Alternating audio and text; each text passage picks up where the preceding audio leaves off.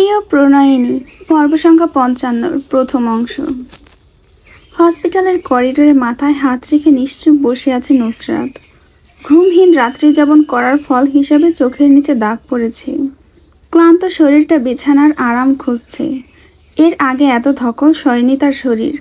মাথায় বিভিন্ন চিন্তা ঘুরপাক খাচ্ছে। সেই চিন্তার কোথাও নিজেকে নিয়ে ভাবনার ফুরসত নেই তার। ভাবনার সুতো কাটল ডাক্তারের পদচারণের শব্দে। নুসরাত হন্তদন্ত হয়ে উঠে দাঁড়াতেই মাথা ঘুরে উঠল। চোখের সামনে পৃথিবী ঘোলাটে হয়ে আসলো। কিছু ধরে নিজেকে সামলাবে সেই সময়টুকু পেল না। সেকেন্ড দুয়েকের ভেতরেই মাথা ঘুরিয়ে ধরাম করে মেঝেতে পড়ে গেল। চোখের সামনে তখনও শুধু ভাসল মেয়েলি চিৎকার। স্যালাইন লাগিয়ে একটা রুমে শিফট করা হয়েছে নুসরাতকে। শরীর ২ দিনের এত ধকল কোলে উঠতে পারেনি, সাথে গতকাল রাত থেকে না খাওয়ায় এই অবস্থা তার। হাতে ক্যানেল লাগানো, স্যালাইন দেওয়া হচ্ছে, কিছু একটা বিড়বিড় করছে শুয়ে থেকে। ইশরাত দিক বেদিক খুঁজে পেল না, কি করবে এই মুহূর্তে। আহান এসেছে তার সাথে। সোহেদ সাহেব রাস্তায়, দুজনেই অসুস্থ। ওনারাই বা এই শরীর নিয়ে কি করতে পারবেন। ইরহামটার প্রয়োজন বোধ করল ইশরাত খুব করে।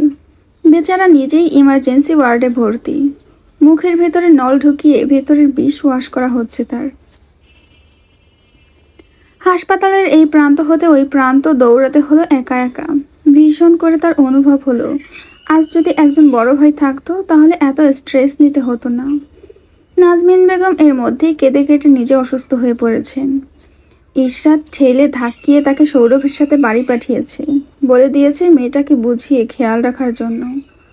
সোহেব সাহেব আর ঝর্ণা বেগম আসলেন দুপুর ১২টার দিকে হাসপাতালে। ভদ্রমহিলা দেখেই মনে হলো সৌরভীকে সামনে পেলে কেটে টুকরো টুকরো করে দিতেন। হাউমাউ করে কেঁদে নীরব হাসপাতালের আওয়াজে ভরিয়ে দিলেন।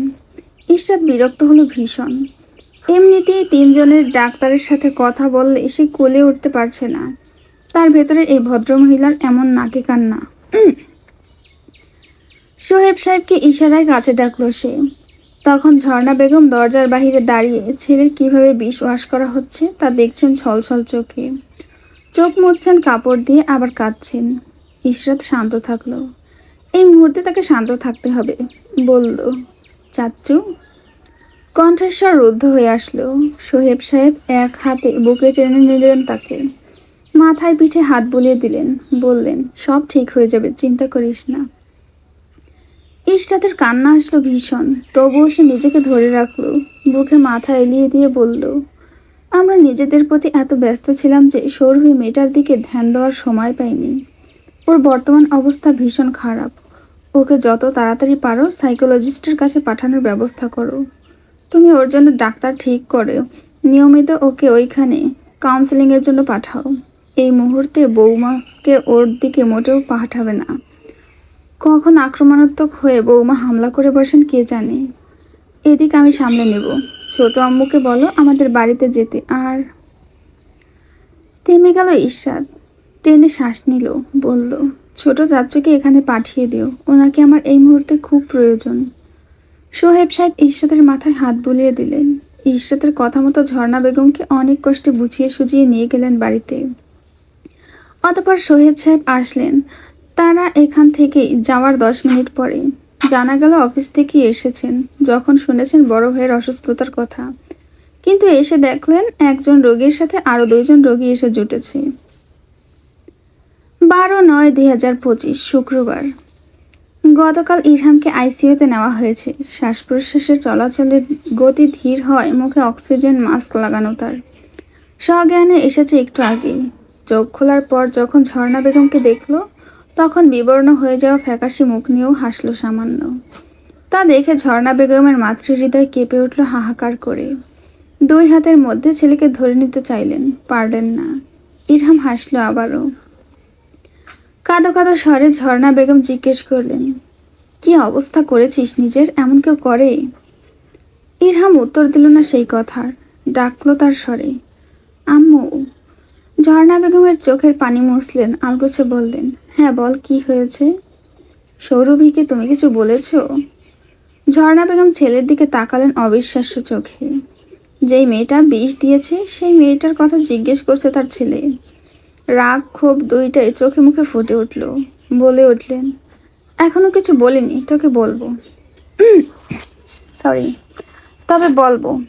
ইরহাম নিজের স্যালাইন লাগানো হাত দিয়ে চেপে ধরল মায়ের দুটো শীর্ণ শুভ্র আবরণের হাত। টান পড়ল ক্যানেলে, তবুও টু শব্দটি করল না সে।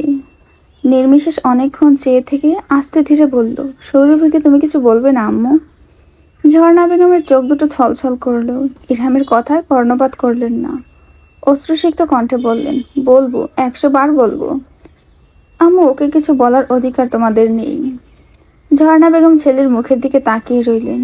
ইরহাম কথা বলার জন্য অনেক আগেই অক্সিজেন মাস্ক খুলে রেখেছে। বললেন, কেন বলবো না? ও তোমায় বিষ দিয়েছে। তোমার কিছু হয়ে গেলে আমার কি হতো? তুমি আমার পৃথিবীতে বেঁচে থাকার একমাত্র অবলম্বন। তুমি ছাড়া আমার কেউ নেই এই পৃথিবীতে। আমার তো কিছু হয়নি আম্মু। তুমি কিছু বলবে না ওকে, শুনবে আমার কথা। অভিমান নিয়ে কিছুক্ষণ তাকিয়ে রইলেন ঝর্ণা বেগম ছেলের দিকে। উঠে দাঁড়ালেন, বললেন, বলবো না কিছু তোর প্রিয় সৌরভীকে। চলে যেতে নিলে হাতে টান পড়ল সামান্য। রুগ্ন হাতে চেপে ধরেছে ইরহাম মায়ের হাতটা। চাইলেই ছাড়ানো যাবে, তবুও দাঁড়িয়ে পড়লেন তিনি। ঘাড় ঘুরিয়ে তাকাতেই ইরহাম ইশারায় কাছে ডাকলো। বলল, কাছে আসো আম্মু, একটা সিক্রেট বলি। ঝর্ণা বেগম ফিরে আসলেন আবারও, ছেলে কি বলে শোনার জন্য। কান পাতিয়ে ঝুঁকে আসতেই ইরহাম ফিসফিস করে বলল, আমি তোমাকে সৌরভীর থেকেও বেশি ভালোবাসি আম্মু। শুনেছ তুমি? আমি তোমাকে পৃথিবীর সব কিছুর ঊর্ধ্বে ভালোবাসি। তুমি আমাকে যতটা ভালোবাসো তার থেকে কিছুটা কম ভালোবাসি। ঝর্ণা বেগম চট করে প্রশ্ন ছুড়ে দিলেন, আর সৌরভীকে? ইরহাম মায়ের গালে সামান্য উঁচু হয়ে চুমু খেলো, হাসলো আবারও। বিগলিত কণ্ঠে বলল, তুমি বাবাকে যতটুকু ভালোবাসো আমিও সৌরভীকে ততটা ভালোবাসি। ঝর্ণা বেগম নাক ফুলিয়ে থাকালেন। চোখের পাপড়িগুলো নড়লে হয়তো সামান্য। অবলীলায় স্বীকার করে আসলেন, আমি তোমার বাবাকে তোমার মতোই ভালোবাসি ইরহাম। ইরহাম আরাম করে শুয়ে পড়ল বেডে। বলল, সেটাই তো বললাম, তুমি আব্বুকে যতটা ভালোবাসো আমিও তোমাকে ততটাই ভালোবাসি। নুসরাত এসে প্রবেশ করলো, হাতে স্যালাইন লাগানো। এক হাতে টানছে নিজের সাথে সেটা। দূর হতে শুয়ে ইরহাম দেখলো ঠান্ডা রুমটায় ভিপ ভিপ করে আওয়াজ হচ্ছে। মনিটরে দেখা যাচ্ছে শ্বাস চলার স্থিরতা। দাঁড়িয়ে থেকেই দেখলো ইরহামের চেহারাটা। কেমন করে চেয়ে আছে ছেলেটা দূর থেকেই তার দিকে। প্রথমে জিজ্ঞেস করলো ইরহাম, কিছু বলেছিস সৌরভীকে? নুসরাত কথা বলল না, চুপচাপ চেয়ে রইল ঘাড় বাঁকিয়ে ইরহামের দিকে। ইরহাম জায়গা করে দিল সামান্য ওপাশে। ব্যথা পেল হাতে, মুখ কুচকে ব্যথাতর শব্দ বের করলো। নুসরাতকে তখনও অশরীরীর মতো তার দিকে একভাবে তাকিয়ে থাকতে দেখে নিজের পাশে জায়গা দেখিয়ে বলল, বস। বসলো না, দাঁড়িয়ে রইল। ইরহাম টেনে শ্বাস ফেলল। বুকের ভেতর দলা পাকানো কথাগুলো গিলে নিল কোনো রকম। বলল, স্ট্যাচু অফ লিবার্টি হয়ে গেলি দেখি। সমস্যা কি? এমন ঘুরছিস কেন আমায়? নুসরাত বসলো ইরহামের কাজ ঘেঁষে। ইরহামের কালো মুখটা দেখে ঠাট্টা করলো। কেঁদেছিস আমার জন্য? নুসরাত রুট স্বরে বলল, না। রাগ করেছিস আমার ওপর? না। হাতে কি লাগিয়েছিস ওইটা? স্যালাইন। শরীর খারাপ তোর? হ্যাঁ। তাহলে রেস্ট নিতে এত কষ্ট করে আসলি কেন? আমার ইচ্ছা। ইরহাম মাথা দোলালো, আবার জিজ্ঞেস করলো, সৌরভীর সাথে কথা বাদ দিয়েছিস? হ্যাঁ। কেন? আমার ব্যক্তিগত বিষয়। ইরহাম উঠে বসার চেষ্টা করলো, পারল না, ব্যর্থ হলো। নুসরাত দেখলো, তবুও ভাবশূন্য চেহারা নিয়ে তাকিয়ে রইল। হাসলো ছেলেটা, বলল, কি রাগ রে তোর নুসরাত? এত রাগ কেন তোর? আমি রাগ করি না, আসলেই। প্রশ্ন ছুড়ে দিয়ে তাকিয়ে রইল নুসরাতের দিকে। নুসরাত উত্তর দিল না, প্রয়োজন বোধ মনে করল না। ইরহাম আবার বলল, আমি জানতাম বিষ ছিল খাবারে, তবুও খেয়েছিস? হ্যাঁ। কেন? ওর ক্ষোভটা আমার উপর থেকে মিটাতে চেয়েছিলাম। নুসরাত কিছুক্ষণ ইরহামের দিকে তাকিয়ে থেকে উঠে দাঁড়ালো।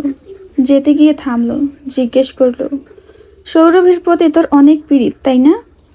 ইরহাম মাথা দোলালো উপর নিচ। নুসরাত 2 পা এগিয়ে আসলো তার দিকে।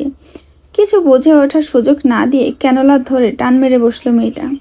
ইরহাম গলা ফাটিয়ে চিৎকার করে উঠল, কানে ভেসে আসলো, ভালোবাসা দেখে আমি শিহরিত। তুই মরে গেলি না কেন কুত্তা? বেঁচে আছিস কেন? মর শালা মর, মরে কবরে যা। ইরহাম হাসলো, হাতে চিনচিনে ব্যথা করছে।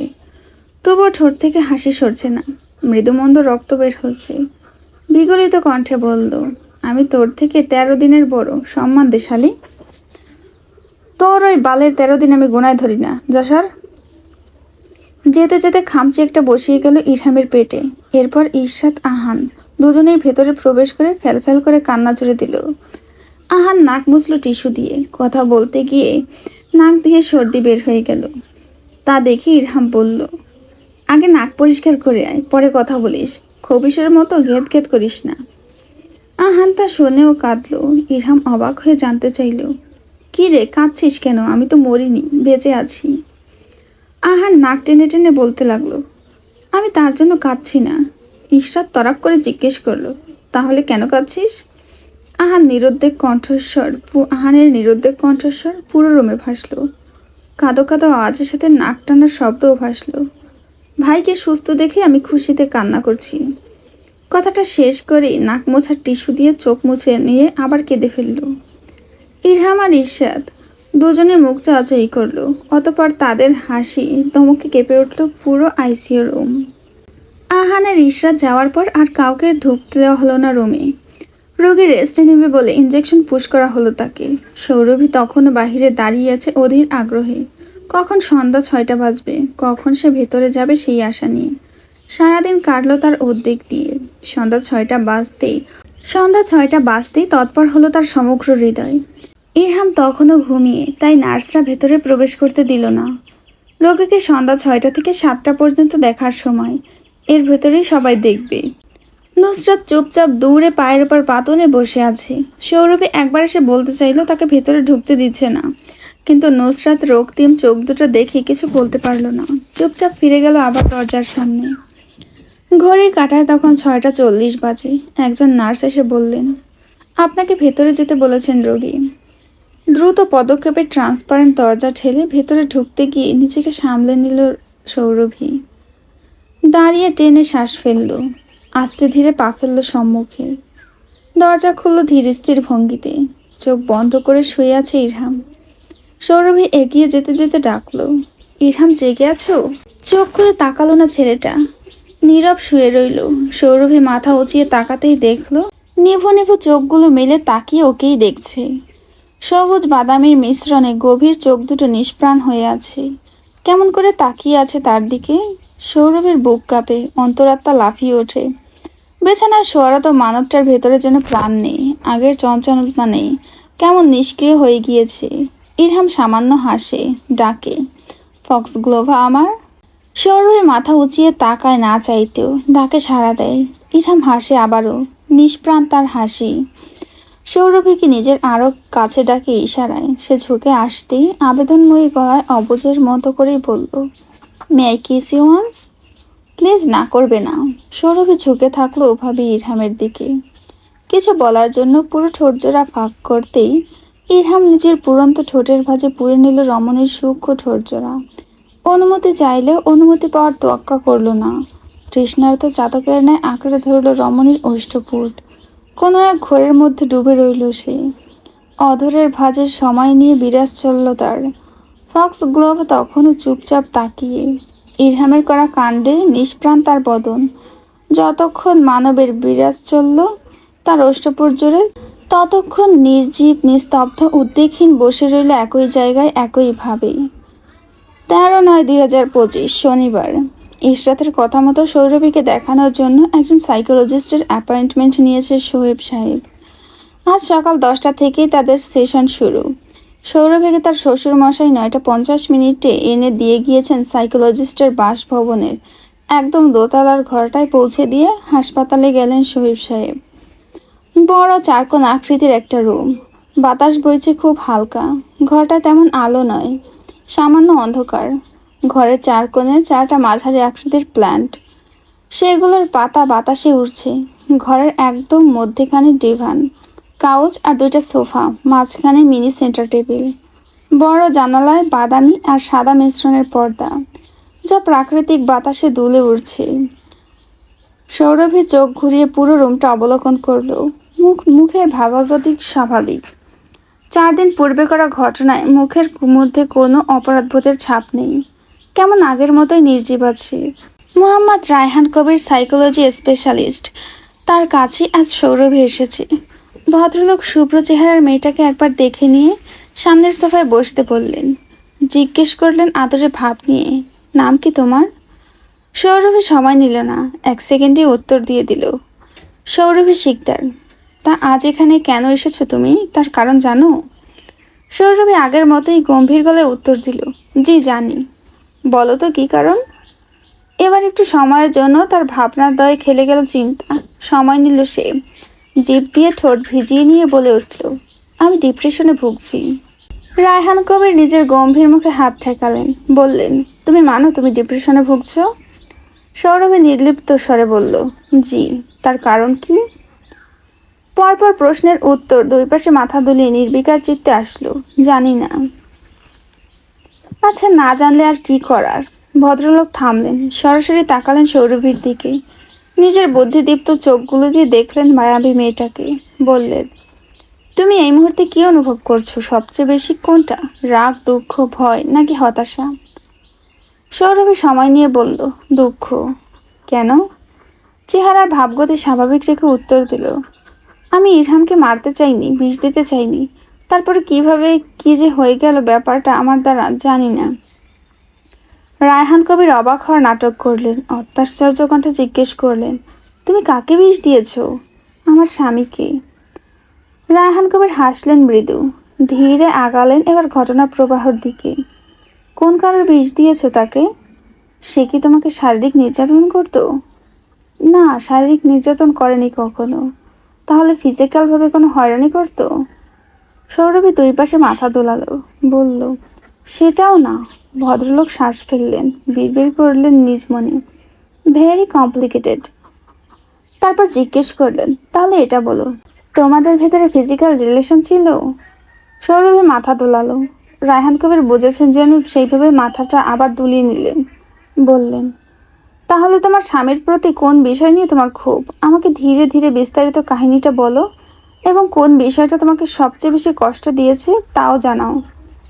সৌরভী হাতের দিকে চোখ স্থির করল, মুখের রং বিবর্ণ। অনেকদিন ঠিকঠাক মুখ দেখেনি সে আয়নায়। মেয়েলি মোমের মতো চেহারাটা সামান্য আক্ষেপের ছায়া খেলে গেল। পাখির কলকলানির মতো রিনরিনে সেই কণ্ঠস্বর বাড়ি খেল চারিদিকে। আমাদের বিয়ে হয়েছিল 22 আগস্ট। বিয়েটা আমার জন্য সম্পূর্ণ অনাকাঙ্ক্ষিত ছিল। আমি কখনোই চাইনি ইরহামের মতো একটা ব্যক্তি আমার স্বামী হোক, যে প্রতিদিন একটা মেয়ের জীবন নষ্ট করে। সে আবার কখনো ভালো স্বামী হতে পারবে? প্রশ্ন ছুড়ে দিয়ে থামল সে। রায়হান কবির বললেন, হ্যাঁ, তুমি তোমার দিক দিয়ে ঠিক, সেটা আমি বুঝতে পারছি। এরপর কি হলো বলো। আমার দাদা নিজাম শিকদার ভদ্রলোক অনেকবার নুসরাতের সাথে মিশতে না করছেন। সরি, মাঝখানে ঢুকে পড়ছি। নুসরাতটা কি? সৌরভী পানি একডুক খেয়ে নিল, বলল, নুসরাত আমার ননদ, বলতে পারেন আবার আমার খুব কাছের বন্ধু। ওর জন্যই ওই বাড়িতে চলাচল ছিল আমার বেশি। আমার দাদার না কখনোই আমি মানতাম না, বলতাম কিচ্ছু হবে না। কিন্তু ওনার কথা একদিন সত্যি হয়ে গেল। আমি আর ইরহাম একটা রুমে আটকা পড়লাম। আমি সাপের ভয়ে হুঁশ হারালাম। এরপর কি হলো জানি না। হুঁশ যখন ফিরলেও মানুষের সমাগম এদিক সেদিক থেকে টানাটানি করছে, টানা হেঁচড়া করছে আমাকে। আমি হতবিহ্বল, নির্বাক, অবাক হয়ে দেখছি সবটা কি হচ্ছে আমার সাথে। যখন জানতে পারলাম আমার আর ইরহামের বিয়ে, আমি মেনে নিতে পারলাম না। যাকে কখনো ওই চোখে আমি দেখিনি, তার সাথে বিয়েটা কিভাবে মেনে নেব? কোনোদিন কোনো ছেলের সঙ্গে কমিটমেন্টে যাইনি, সেই আমি জড়িয়ে পড়লাম একটা চরিত্রহীন লোকের সাথে। আমি কখনোই ভাবিনি আমার ভাই, আমার দাদা সবাই মুখ ফিরিয়ে নেবে আমার থেকে। একজন ভিক্ষুক এমন আহাজারি করলে সবার মন গলে যায়। আমি সবার কাছে ভিক্ষা চাইলাম, কিন্তু কেউ শুনলো না। বললামও আমাদের ভিতরে কিচ্ছু হয়নি, তবুও কেউ শুনলো না। জোর জবরদস্তি করে আমাদের বিয়েটা শেষ পর্যন্ত পড়িয়ে দিল। আমি অবাক হওয়ার সময়টুকুও পেলাম না। অতঃপর আমাদের ঢুকিয়ে দেওয়া হলো রুমের ভেতর। সেদিন রাতে আমি ভেবেছিলাম ইরহাম আমার সাথে জোর জবরদস্তি করবে, কিন্তু আমাকে অবাক করে দিয়ে ও কোনো রিয়্যাক্ট করলো না। আমার এক মন তার এইসব কাজ দেখে অবাক হচ্ছিল, এমনকি বিরক্ত। আমার পরিবার যেখানে আমার হাত ছেড়ে দিয়েছে, সেখানে অপরিচিত এই ছেলেটা আমার হাত ধরে নিয়েছে। কেন ইরহাম খারাপ ব্যবহার করছে না আমার সাথে? রাত জেগে প্রেম করা ছেলেটা আমার জন্য ওই সব বাদ দিয়ে দিয়েছে। সারাদিন বাদরামি করে বেড়াতো যে, সে আমি আসার পর থেকে আমার খেয়াল রাখতো। বাদরামি করা ছেড়ে দিয়েছে, এমনকি আমাকে একা রেখে কখনো কোথাও যেত না। আমি বজ্রপাতে ভয় পাই বলে বৃষ্টির দিন রাতে চুপচাপ চেয়ার টেনে বসে থাকতো, যাতে আমি ভয় না পাই, দুশ্চিন্তা মুক্ত হয়ে ঘুমাই। কিন্তু এইসব আমি কোনোভাবেই মেনে নিতে পারছিলাম না তার ভালো মানুষই। তাই ওর সাথে খারাপ ব্যবহার করতে শুরু করলাম আরও বেশি। কিন্তু ও সবসময় সবটা মানিয়ে নিত। এই যে আমার এই এখানকার চেহারা, যে কেউ ভালো করে দেখলে ভয় পাবে, সেদিন আমার ননাস প্লাস যা, ও নিজেও আমাকে দেখে ভয় পেয়ে গিয়েছিল, সেটা আমি নিজেও উপলব্ধি করতে পেরেছি। আমাকে তারা ভয় পাচ্ছে। আমার পরিবার যখন আমার সাথে থাকার কথা ছিল, তখন আমার হাত ছেড়ে দিয়েছিল। সেই কারণে আমি আক্রমণাত্মক ইরহামের দিকে হয়ে গিয়েছি। ইরহামের জন্য সব কিছু হয়েছে আমার মন বলতো। ওর উপরেই সব কিছু রাগ গিয়ে পড়তো। তাই শেষ কয়েকদিন ধরে আমি ভাবছিলাম কি করা যায়। আর মন বলছিল ইরহামের কোনো ভুল নেই, সে চমৎকার একজন মানুষ, তার সাথে অনায়াসে আরও 2 যুগ সংসার জীবন কাটিয়ে দেওয়া যাবে। এবার মন অন্য কিছু বলছিল। যেদিন এই ভাবনা আসে, এর পর দিন আমাদের রোজকার ঝগড়াঝাটি দেখে ওর পরিবার আমাদের সেপারেশনের কথা বলল, কিন্তু ও মানল না। সোজা গলায় বলল সেপারেশনে যাবে না। এই নিয়ে আমাদের মধ্যে ঝামেলা হলো রাতে। সেই ঝামেলার ভেতর অনাকাঙ্ক্ষিত একটা ঘটনা ঘটে গেল। রায়হান কবির মনোযোগ দিয়ে শুনছিলেন। সৌরভীকে থেমে যেতে দেখে জিজ্ঞেস করলেন, কোন ঘটনা? সেদিন রাতে ইরহাম আমার কাছাকাছি এসেছিল। রায়হান কবির জানতে চাইল, তোমার সাথে কোনো প্রকার জোর জবরদস্তি করেছিল? না, আমি মানা করতে চেয়েছিলাম, কিন্তু সম্ভব হয়ে ওঠেনি। এটা তোমাকে সব থেকে বেশি কষ্ট দিয়েছে? সৌরভী বাক্য ব্যয় করলো না, শুধু মাথা দোলালো। রায়হান কবির জিজ্ঞেস করলো, নিজেকে নিয়ে কী ধরনের চিন্তা আসে তোমার? কোনো চিন্তাই আসে না এখন আর। রাগ হলে কি করো তুমি? ইরহামকে থাপ্পড় মেরে দেই। এর বিপরীতে সে কখনো ঘুরিয়ে থাপ্পড় মেরেছে? না, ও আমাকে এখন পর্যন্ত মারেনি। বিয়ের রাতে 2টা থাপ্পড় খেয়েছিল, তা চেপে গেল অনায়াসে সৌরভী। রায়হান কবির জিজ্ঞেস করলেন, আগে এমন ট্রমার সম্মুখীন হয়েছো কখনো? কখনো হয়নি। তোমার পরিবারের সাথে সম্পর্ক কেমন এখন? প্রায় ভঙ্গুর দশা। যা বলছিলাম তখন, বিয়ের পর আর কখনো দেখা হয়নি তাদের সাথে। না। তুমি দেখা করার চেষ্টা করনি? না, যারা আমাকে বিশ্বাস করে না তাদের সাথে দেখা করার প্রয়োজন বোধ করি না আমি। তুমি ইরহামকে বিষ দিয়েছিলে কেন তাহলে?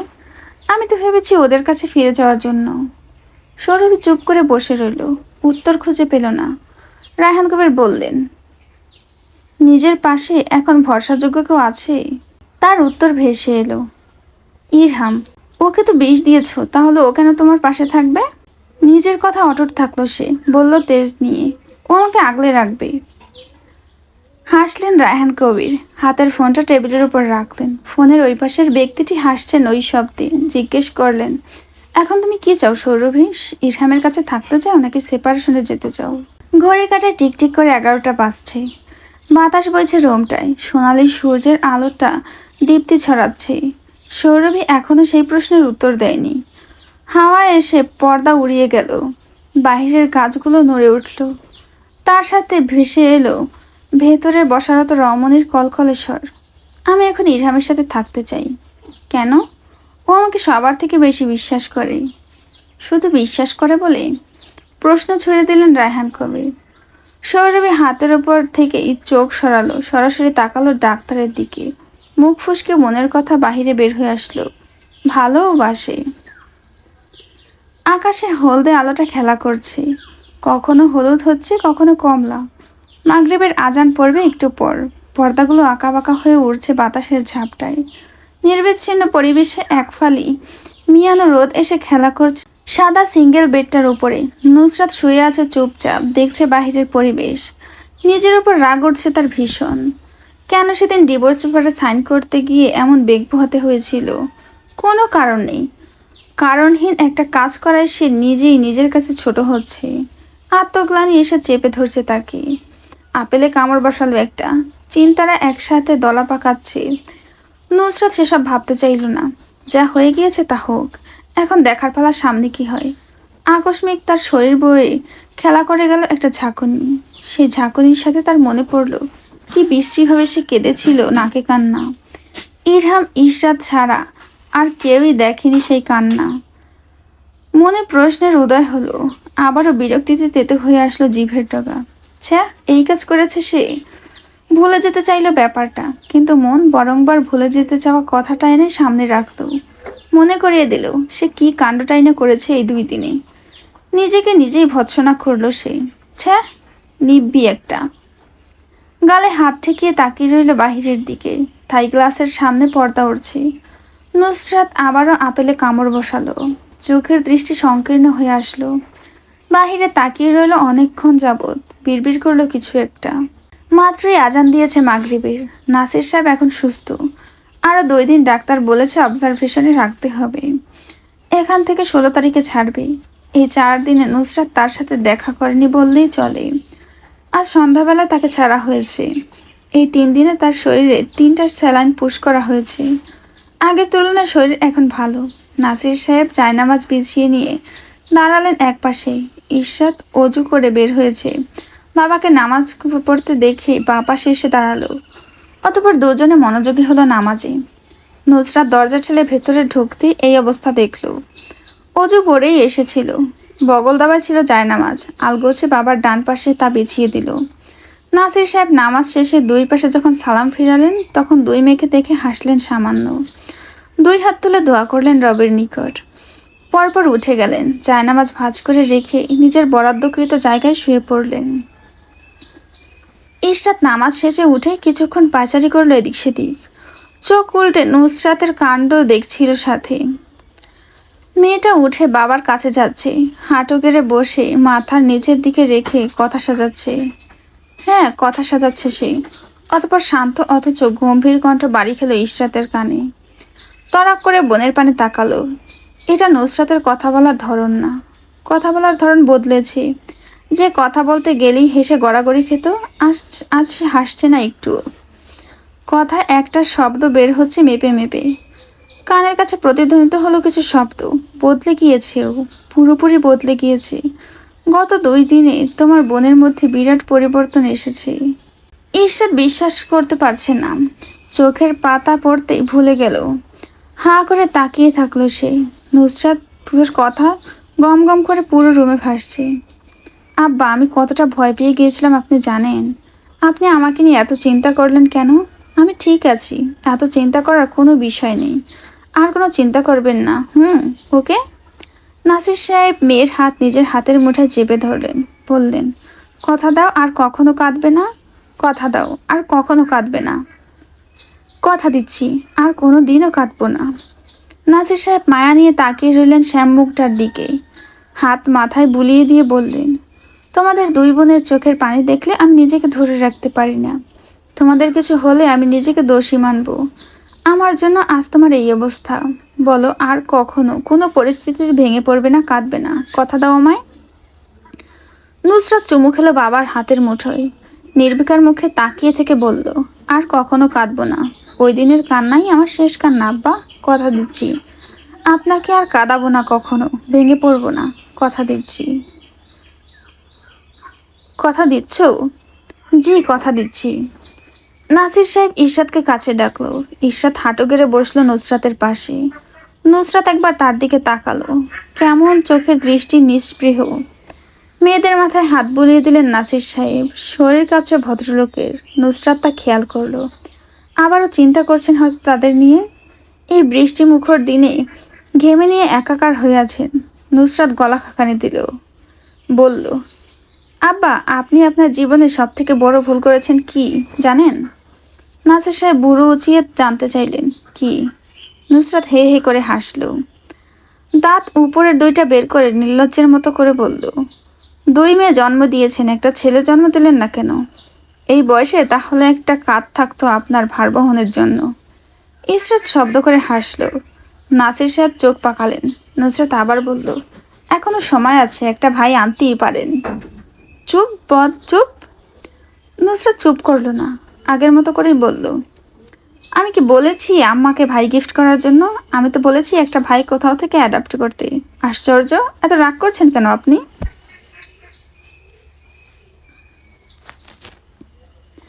নাসির সাহেব রাগে কণ্ঠে বলে উঠলেন, যাও বের হও আমার রুম থেকে, তুমি আস্ত একটা বদমাইশ হচ্ছ দিন দিন। তা কি তুমি বুঝতে পেরেছো? বাবার সাথে কেউ এইসব নিয়ে মজা করে? নুসরাত গেল না, উল্টে চেপে বসলো, বলল, কেউ না করলে হয়েছে কি, আমি তো করতে পারবো। এমন কোনো বিধান আছে নাকি যে ছোট ভাইয়ের আবদার বড় বোন করতে পারবে না? চুপ পথ চুপ, আর একটাও কথা বলবে না তুমি। নুসরাত কথা বন্ধ করলো না, উল্টো নাসির সাহেবের ঘাড়ে চড়ে বসলো একটা ভাই তাকে দেওয়ার জন্য। নাসির সাহেব চুপ চুপ বললেন, সেটা শুনল না। ভদ্রলোক মেয়েদের জীবন নিয়ে চিন্তা বাদ দিলেন, তা দিতে হলো নুসরাতের কথায়। অতপর শক্ত আওয়াজে দুই মেয়েকে ধমকাতে ব্যস্ত হলেন যাতে মুখ বন্ধ করে দুজনেই। ইরহামের শরীরের ক্যানেলা লাগানো ছিল, হাতের স্যালাইন দেওয়া হচ্ছে। বিষ প্রয়োগের জন্য শরীরের শক্তি কমেছে অনেক। জ্ঞান ফেরার পরে যখন সে বলল সৌরভীকে কিছু না বলতে, তারপর কেউ কিছুই বলেনি মেয়েটাকে। একজন সিস্টারকে সাথে করে নিয়ে এসে দাঁড়িয়েছিল নাসির সাহেবের রুমের সম্মুখে। সবাই কথা বলতে বলতে দেখে আবারও ফিরে যেতে চাইল। তখনই নাসির সাহেব তাকে খেয়াল করে হাঁক ছুড়লেন, ইরহাম। গলা উঁচিয়ে ডাক দিতেই নুসরাত ধমকে উঠল তাকে। গলার আওয়াজ ধিমি রাখুন আব্বা, এত জোরে চেঁচাচ্ছেন কেন আপনি? নাসির সাহেবকে ধমকে ফিরে তাকালো ইরহামের দিকে। চেহারার উজ্জ্বলতা বেড়েছে মনে হলো ইরহামের কাছে তার।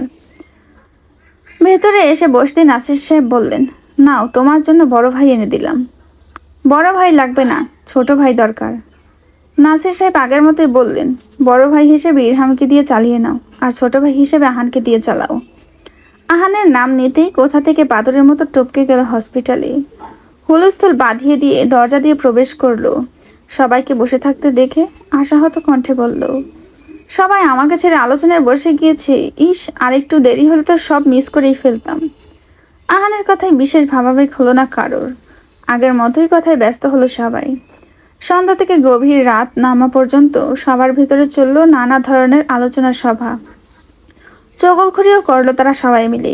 ইরহাম নিজের অসুস্থতা ভুলে লাফালো, নাচলো। নুসরাতকে টেনে নিয়ে গেল নিজের সাথে কোমর দোলানোর জন্য। সময় বাড়লো যত, তত সকলের ভেতরেই সকল দুঃখ হতাশা চাপা পড়ে গেল। শুনশান করিডোরের মতো ঠান্ডা হাসপাতালে তৃতীয় তলার 112 নম্বর রুম বানিয়ে দিল আড্ডাখানা। খোশ গল্প চলল সারা রাত সবার ভেতরেই।